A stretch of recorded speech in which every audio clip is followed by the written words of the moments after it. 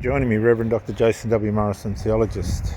I'm more of a open worker now than a minister, as I didn't think my call was to continue in the ministry directly, but I help people as required sociologically.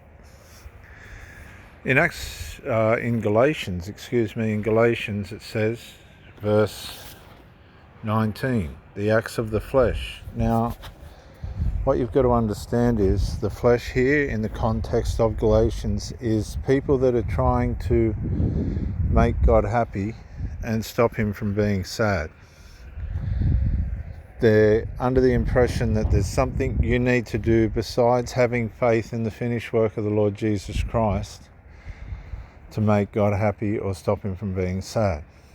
There's nothing we can do to make God happy or stop him from being sad. But if you accept to believe in the finished work of Christ, the Christ crucified and everything that comes by faith in that, when we think that there's something we need to do or not do to make God happy or stop him from being sad, we fall into sexual immorality, impurity, debauchery, idolatry, sorcery, hatred, discord, jealousy, rage, rivalries, divisions, factions and envy, drunkenness, orgies and the like. And this is what happens to people who get involved with people that are in the flesh, that are in their sinful nature. They have no idea of how their evil, sinful, fallen nature works against them. And a lot of videos today are trying to compartmentalize these things within our human nature that come out and manifest in our behavior from our sinful, fallen human nature. But what I really need you to understand is that all these things like dark empaths and dark triad and all these different narcissism and things, they morph in all of us. You could be an empath one minute and a narcissist the next. You could be codependent one minute and dismissive avoidant the next. They morph. These things morph inside of us. And sometimes to compartmentalize these things blindsides us to the cleverness and cunningness, the true cleverness and cunningness of our sinful nature and its ways, and the ways in which it works to deceive us and destroy us.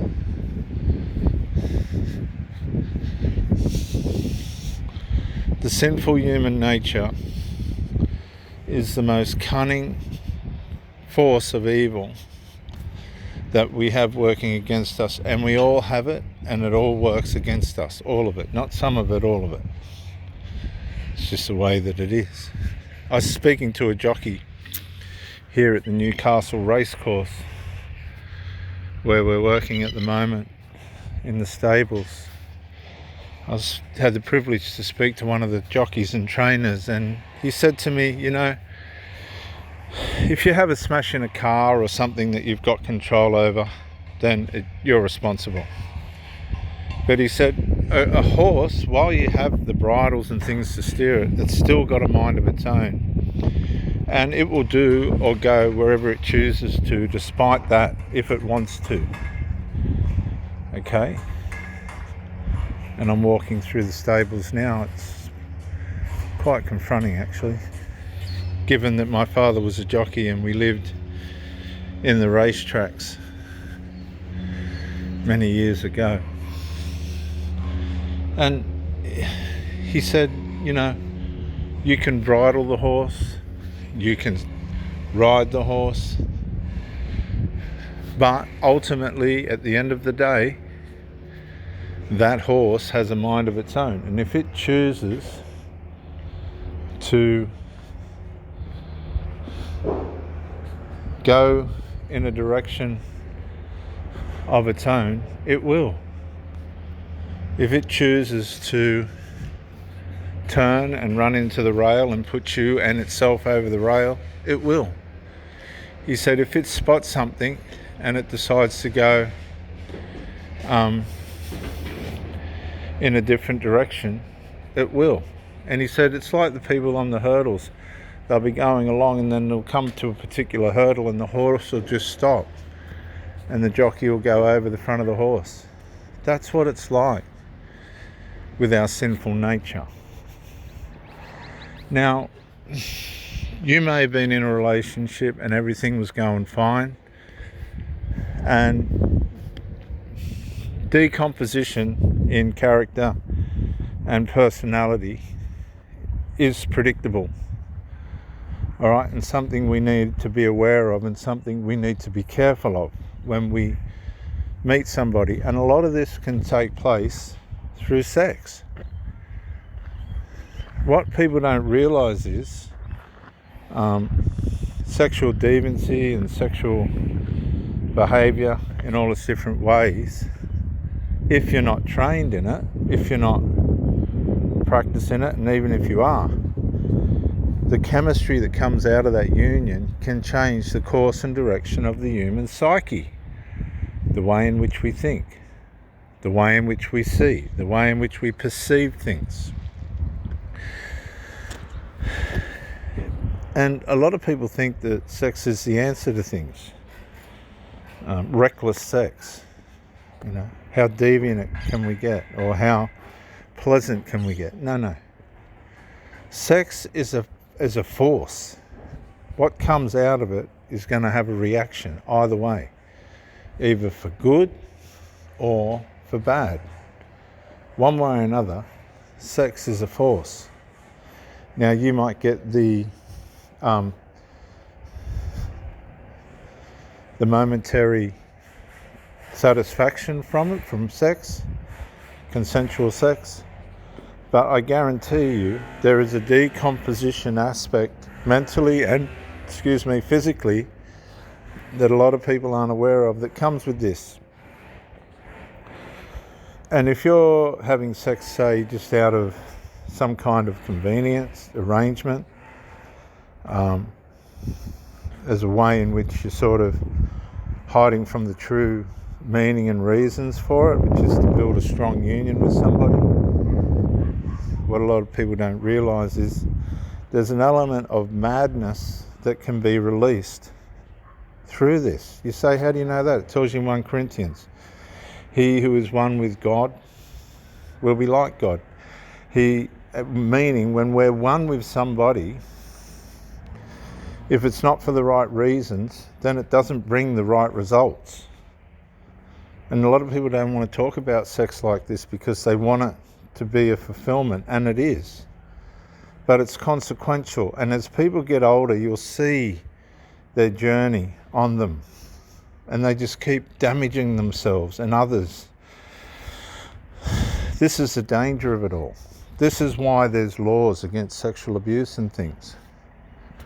When you go into a relationship and you're having sex with somebody and it's just for a convenience, or it's just for satisfaction at that time, and you're really not going to contribute to anything profound or substantial by way of family, that's fine, but it will come with a consequence. While you will get the sensations of pleasure and desire and all that at that time, you can expect impurity, impure thoughts, okay? People wonder why they have affairs. When you're igniting someone's sexuality, right, when you're doing a good job of it, a lot of people go and have affairs because they want more, but they want more in the wrong way. They want more with different people. Now that may not be the wrong way to some of you listeners, but I promise you it's always going to lead to trouble. It's always going to lead to some kind of hatred or discord, jealousy and rage, rivalries and divisions and factions and envy and things, even drunkenness, and then it'll deteriorate possibly into orgies and stuff like this, which are going on even though you're not a part of it. These things do happen. Hopefully you're not a part of it. But notice how it starts with sexual immorality. Okay? And adultery and things like that. Because people don't realize when you have sex, if you're not using that energy for the right purposes, for the right reasons, impurity, debauchery, idolatry, sorcery, which is drug use, hatred. See, hatred and discord, they're not what you want, but guaranteed to follow. And you can try and avoid it, you can try and dodge it, but you'll see the wear and tear on these older ones, 35, 40, 45, 50. You'll see the wear and tear on them externally. And they've smoked all their life, and they've used drugs and drank, and it all looks okay on the surface, but I guarantee you, underneath, they're decomposing. They don't know the peace that you have. They don't know the soundness of mind that you have. They don't know what it's like to not need substances and just to be able to calibrate and cultivate renewal within yourself. These people are relying on these things to try and bring them peace, and they don't. They bring hatred, discord, sorcery. A lot of these people internally are dying. They're desperate. Okay? They've come along and you've engaged somebody like this.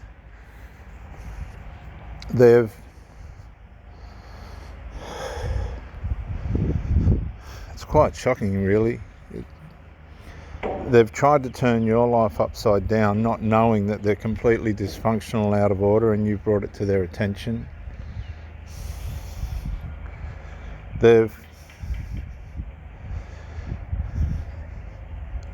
tried to undo your life in a way in which you thought everything was running fine. There were some issues, but it's deteriorating. Their habits are worsening.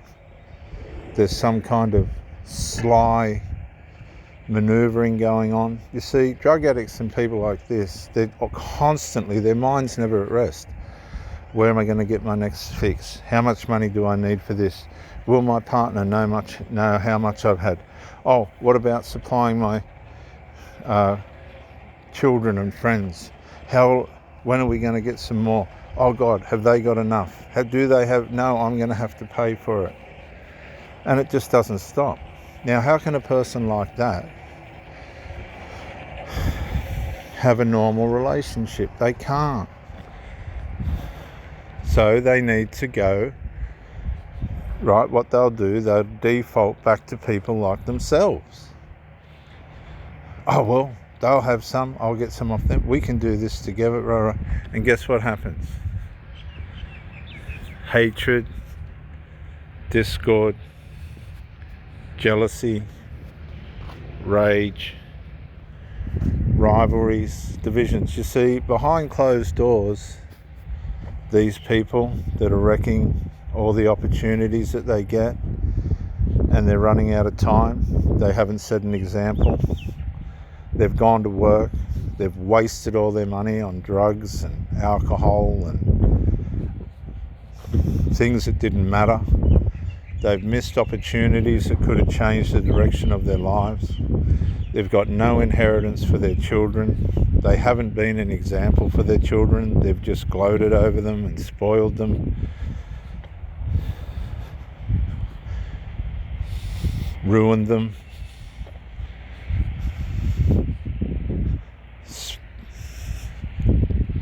Fed them lies about themselves, about how good they are. They've never chastised them. They've watched them steal. They've given authority to the children that they never should have had.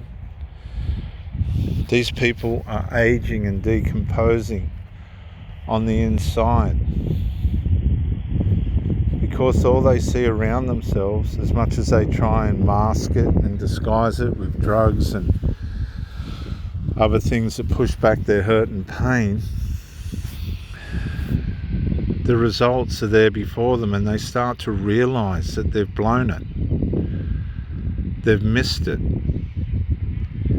All their dysfunctional emotional connections that have fed into the lie of how good they thought they were, how they tried to justify what they were doing, knowing it was wrong, knowing it wasn't going anywhere, but it was satisfying their addictions and their dysfunctions. All the reckless sex and debauchery, threesomes and orgies. As much as they may have enjoyed it at the time, underneath, guess what? They're decaying. They're decomposing. They're decomposing. You can see elements of it on the outside. Some people wear harder than others. And they just go round and round and round. They end up hating each other.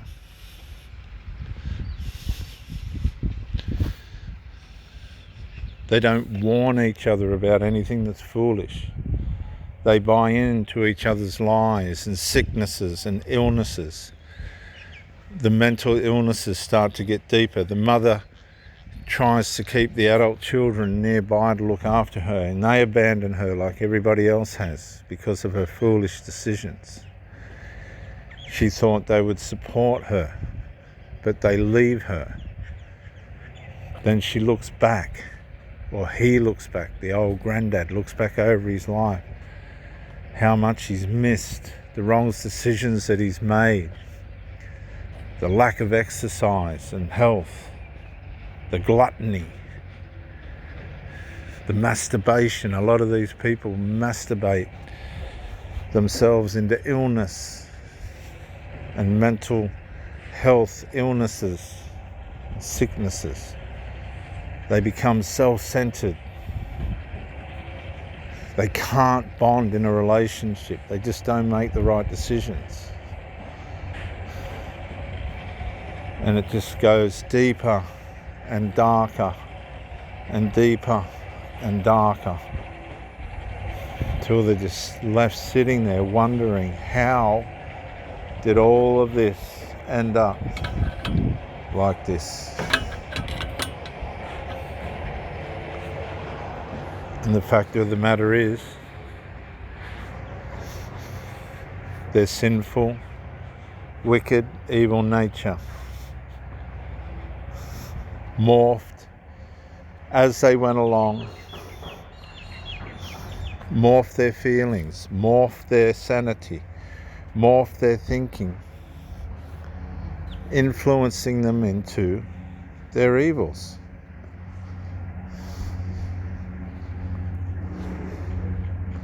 Having sex with people that really didn't matter and they didn't matter to. Reckless, careless,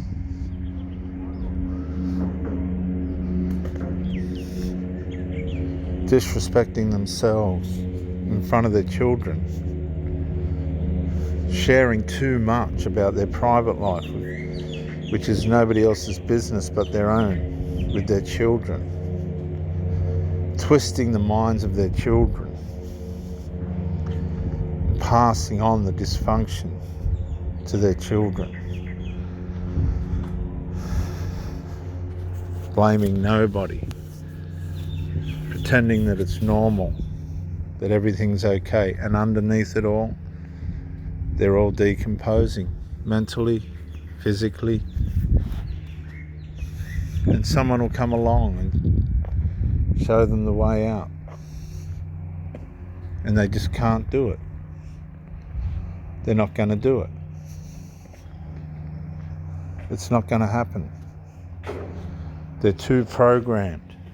They're too in love with the things that are destroying them. And they decompose. Their mental issues get worse. Their drug abuse becomes more important than their relationship. Another relationship fails. They turn back to the drugs to try and numb the pain. There's no accountability. There's no responsibility. More careless, reckless sex. More harm. And it goes round and round, but it's not just going round and round at a steady depth. It's always descending. They're decomposing. Round and round and round and round. Going deeper down. The mind's getting foggier. The sicknesses are getting more common. More medication. More alcohol. More dope. More reckless sex. Until there's nobody left. They're just left sitting on their wretched own. They made wrong choices all their life.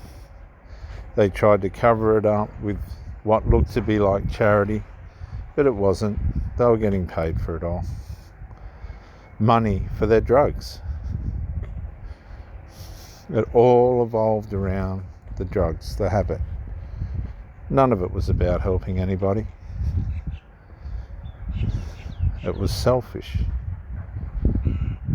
All the work at the church was just to try and make God happy. God made no difference. You're a volunteer. And if you're getting paid, lucky you. But none of it impressed God. None of the feelings that come out of all the drug abuse and mind-shattering alcoholism and weed and other silly drugs that they try and make themselves feel good just took them deeper and darker into mental illnesses and physical illnesses and psychological problems, deep psychological problems. They could not and cannot manage a normal life now. It's not possible. It's all gone on too long. It all became too much of a way of life. And as the Bible said, it all started with sexual immorality. And it continued in reckless sex. In sex that didn't really accomplish anything for anybody except harm, mental harm. Trying to juggle the drugs. Trying to juggle the next time how will I get sex? When's my next drink? I have to get paid. And all of a sudden they start to get sick and they can't go to work. And the people that relied on them and they supplied are unable to supply them. And reality starts to sink in. I've wasted all my money spoiling these people.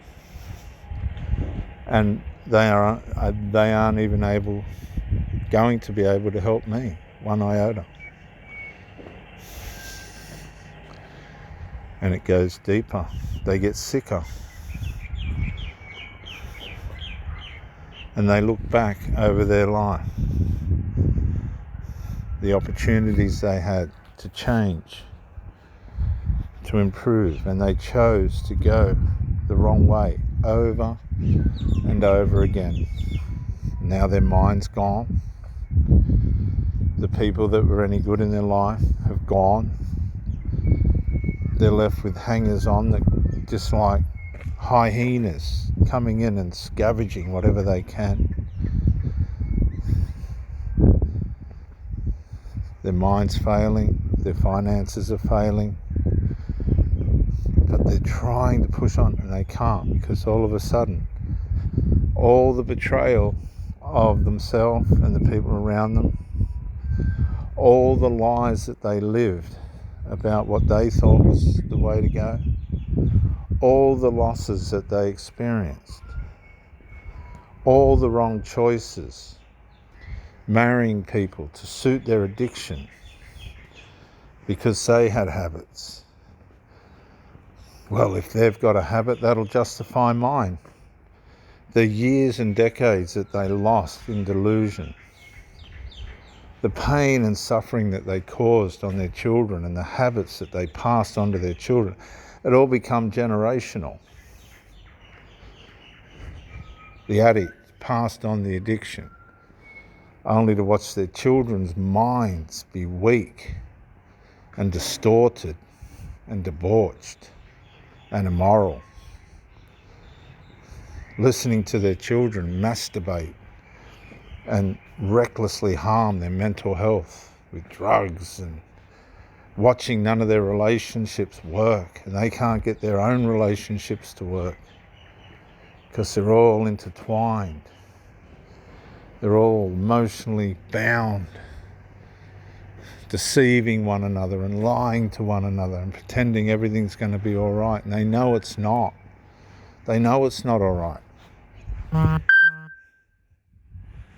And then hatred and discord starts to come between the people that are supposed to be supporting one another. They've wrecked everything for each other. They start to go into hatred and discord, and then they need more drugs to cover it up, but it just doesn't cover it up. More sorcery, more drugs. No.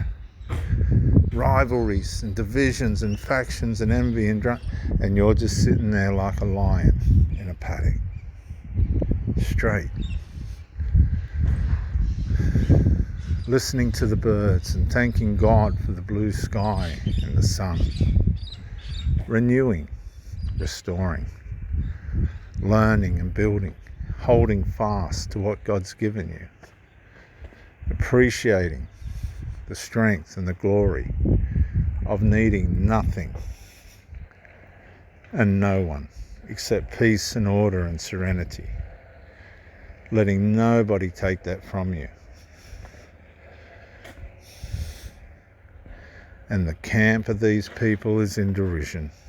They fooled themselves, but they couldn't fool you. You stood on the ways of the Lord. You rested on His voice. You didn't listen to the fools that run around in your mind and the fools that come across your path. You held fast on the principles that counted. And now you're sitting in the sun, bathing in the life that God gave you and the peace and the serenity. You kept the troublemakers at arm's length. They ran and they fled at your power and at your wisdom. And you listen to the rain and you feel the warmth and the sound of the rain and the peace, and they're in derision. They're on their drugs again. And you're cuddled up warm and cozy with the one that's making you proud, the one that you love. That is what life is about. No children in your business. They're getting on with their lives. No recklessness in your sex life. No drugs assaulting and battering and wrecking your mind. Resilience and fortitude, and sound mental health and a fit body. That's the difference, friends, between commitment, being honest with somebody and straight and committed and focused, in comparison to those that just use you as a supply.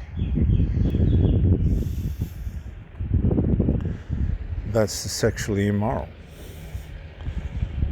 They go into impurity, debauchery, idolatry, sorcery, hatred, discord, jealousy and rage, rivalries and divisions and factions and envy, drunkennesses and orgies and the like. And I warn you, as I did before, that those who practice such things will not inherit the kingdom of God, because they're missing out on the fruit of the Spirit, which is love, joy, peace.